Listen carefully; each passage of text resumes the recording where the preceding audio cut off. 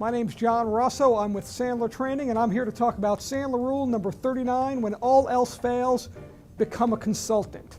Now, if you look at the goal of the sales process, the goal of the sales process is ultimately at the end to get a decision, either a yes or a no decision.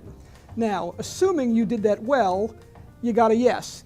If it worked out that you got a no, there's still some place to go. It's called selling after the no. So when all else fails, become a consultant. Here's an example. Someone says, you know what, I appreciate it, John.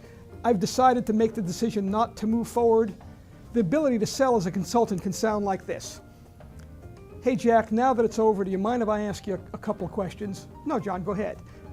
You mind if I take my sales hat off for a moment and just talk to you as if I were a consultant hired by you? Sure, John, what is it?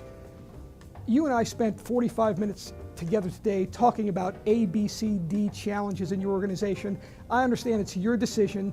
You've made that decision not to move forward. I will tell you, I know I didn't do the best job today, but I do these things well. You really ought to work with us on this. It's the right thing to do. I'm asking you to go ahead and move forward with us.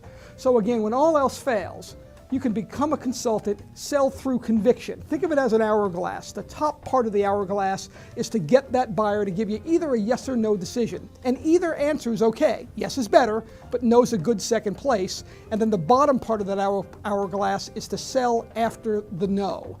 And again, selling after the no, use the phrase, now that it's over. Can I ask you a couple of questions? Because it's almost as if that prospect has heard a bell go off and now they go to their neutral corner. Can I take off my sales hat for a second and talk to you as if I worked for you, as if I were already employed as a consultant? How do I come across the table, sort of shake you by the shoulders and tell you you're making a mistake? These are your issues you shared with me, A, B, C, D, E. It's the right thing to do, Jack. It makes sense. I'm asking you, you ought to do it. Give it a shot. Early in my sales career, when I got an awful lot of no's, more no's than yeses, I found that selling after the no often converted up to 30% of the people. 30% would say, you know what, maybe you're right, let me give it a chance. And then if I delivered, and I was going to make darn sure I delivered, if I delivered, they became long-term clients. When all else fails, become a consultant.